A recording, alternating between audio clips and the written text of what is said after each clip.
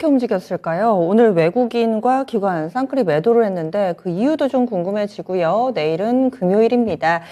빈살만 왕세자도 이제 방한한 모멘텀 어느 정도 좀 노출이 돼서 앞으로는 뭘 봐야 될까요? 절대전략에서 알아보겠습니다. 바로자산운용의 윤정식 기사입니다. 안녕하세요. 네, 안녕하세요. 네, 오늘장 한마디로 표현해 주세요.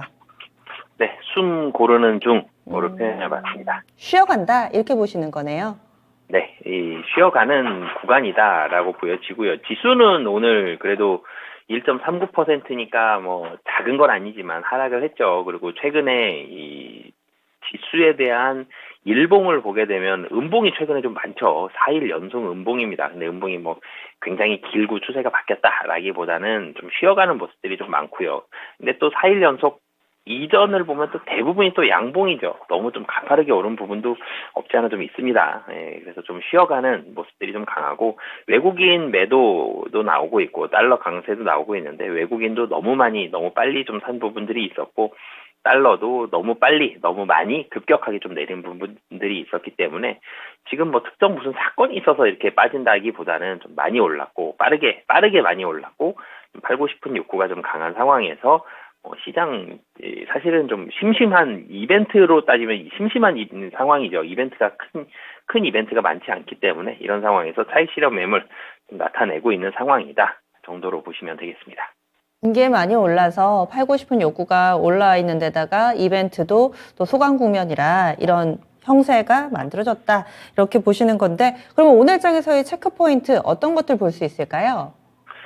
네, 우선 외국인 순매도 사실 장중에 4천억을 훌쩍 넘었었다가 막판에 이 종가에 전기전자 섹터, 삼성전자 좀 매수하면서 매수 금액이 좀 떨어진 것 같은데요. 전기전자 섹터를 매수를 좀 보여줬고 그 외 섹터들은 좀 그래도 매도를 보여줬습니다. 4천억 안쪽으로 종가 기준으로는 외국인 매도가 들어오면서 3,836억으로 좀 마감을 하긴 했지만 외국인의 매도가 최근 치고는 굉장히 좀 많은 편이죠. 최근에 이 외국인이 9월 말부터 굉장히 좋은 수급을 보여줬습니다. 9월 29일부터 대부분의 날들을 매수를 보여줬고요. 많이 매수할 때는 7천억 이상까지 매수하는 좋은 모습 보여줬다가 이제 11월 11일 날 좋았죠. 11월 11일 날 외국인이 7천억, 기관이 9천억 이상 거의 1조 원을 매수를 하면서 지수가 그야말로 폭등을 했죠. 근데 그 다음 날부터 약간씩 좀 쉬어가는 모습들이 좀 나옵니다. 금리에 대한 뭐 이런 우려감들을 좀 많이 불식시켰는데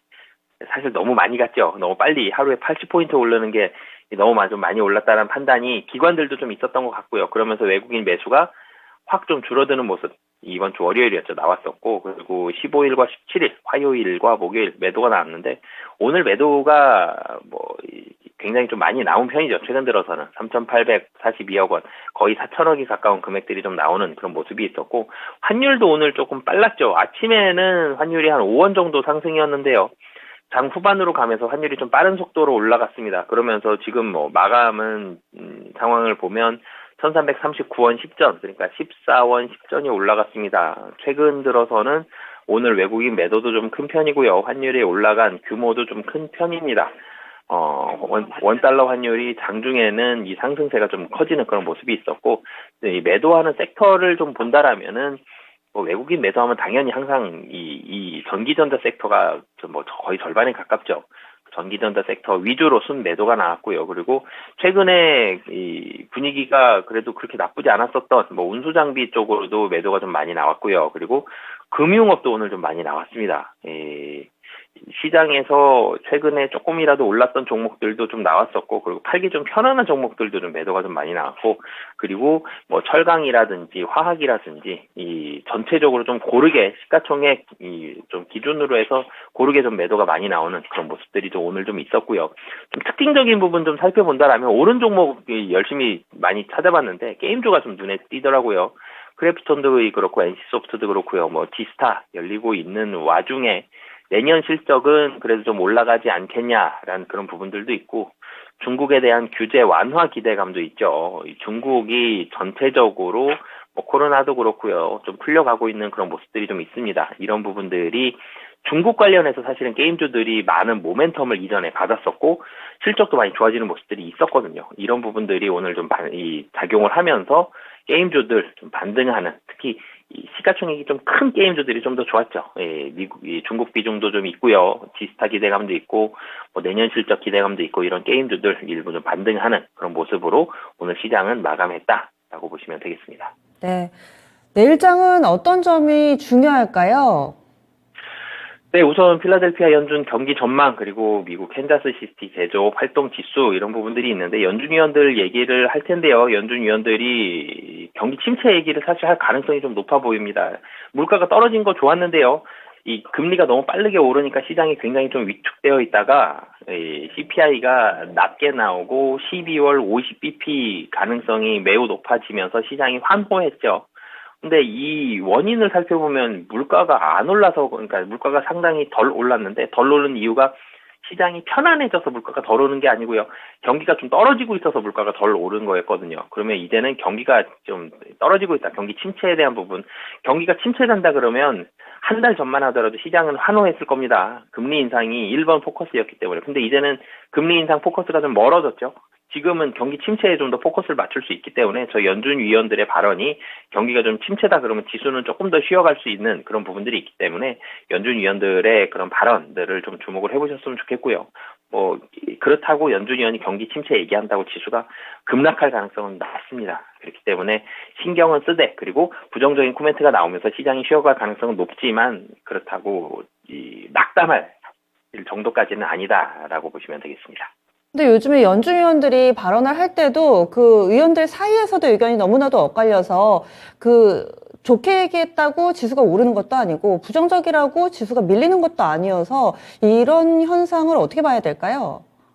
전체적으로 시장이 그 분위기가 좋을 때는 좋은 뉴스, 나쁜 뉴스, 심지어 나쁜 뉴스인데도 좋게 해석을 할 때가 있죠. 시장이 분위기가 좋을 때는. 근데 또 분위기가 나쁠 때는 좋은 뉴스인데도 또 나쁘게 해석을 합니다. 근데 지금은 굳이 분위기를 놓고 보자면 분위기가 안 좋은 쪽에 좀 더 가까운 상황이거든요. 너무 빨리 올라서 좀 팔고 싶은 그런 상황이 아직도 그런 물량들이 좀 있기 때문에 전체적으로는 어떤 발언이 나오든지 조금은 부정적으로 해석이 될 가능성이 높습니다. 근데 부정적으로 해석이 되더라도 부정에 대한 정도, 강도는 그렇게 심하지는 않을 가능성이 있기 때문에 시장은 전체적으로 좀 보수적으로. 하지만 그렇다고 방향이 아예 바뀌어서 아래로 크게 하락할 가능성은 좀 낮은 상황 정도로 보시면 되겠습니다. 하나만 더 체크할게요. 간밤에 미국 증시 하락했던 원인 가운데 하나가 이 영국 쪽에서 인플레가 그러니까 소비자 물가 지표가 40여 년 내 최고치를 기록했다. 그만큼 영국의 경제 상황이 좋지 않은 건데 영국의 순회 개정안이 오늘 밤에 발표가 될 거라고 하죠. 영국에서 촉발된 뭔가 좀 불안의 징후들 이번에 조금은 다르게 전화위복의 기회가 될 수 있을 것인가 이런 부분들을 어떻게 보세요? 네, 우선 영국이 지금 유럽에서의 어떻게 보면 제일 불안한 부분이죠. 근데 뭐 굉장히 경제 규모가 큰 나라임에도 불구하고 영국이 변수들이 상당히 좀 많았습니다. 그러면서 이번에도 어떻게 보면 미국에서 금리 인상과 함께 가장 크게 시장에서 영향을 미쳤던 두 번째로 영향을 크게 미쳤던 게 영국이었는데요. 영국의 이런 물가적인 부분들 이런 부분 당연히 좀 잡아야 되겠죠. 근데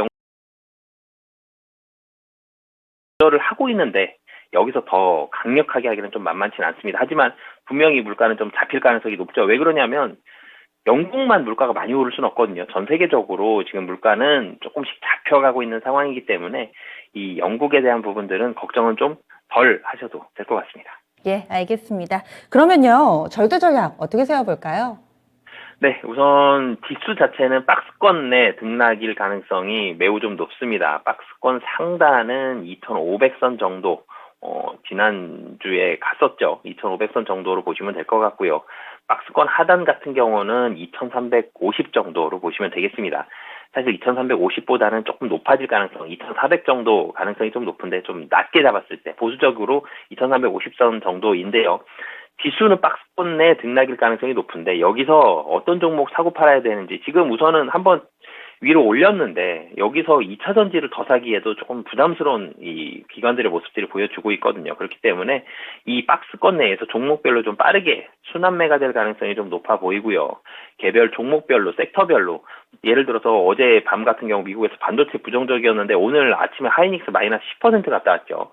그런 것처럼 개별 종목과 섹터별 이런 뉴스, 특히 부정적인 뉴스에 좀 더 잘 반응하고 있기 때문에 이런 뉴스들 잘 보시면서 단기적으로 뉴스에 굉장히 예민하게 반응할 가능성이 높습니다. 특히 부정적인 뉴스에 이런 뉴스는 좀 잘 챙겨 보시면서 미국 시장과의 부정적인 커플링에 좀 더 포커스를 맞추는 그런 시장 전략 잡으셔야 될 것 같습니다. 알겠습니다. 고맙습니다. 네, 감사합니다. 네, 바로자산운용의 윤정식 이사였습니다. 역시나 개별 종목에 좀 더 집중하자 지수 그리고 시장 전반에 대한 기대는 약간은 좀 접어두시고요. 쉬어갈 때가 됐다. 이런 의견들 대체로 모아지고 있습니다.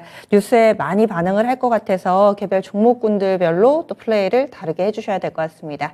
이렇게 해서 저희 준비한 내용 모두 전해드렸습니다. 다양한 투자 판단에 대한 도움 말씀드렸고요. 종목의 상승 하락을 보장하지는 않습니다. 그럼 내일 아침은 이 정규거래 시간에 제대로 찾아뵙도록 하겠습니다. 8시에 열린시장 상한가를 잡아라 오프닝 벨에서 다시 만나 뵙도록 하죠.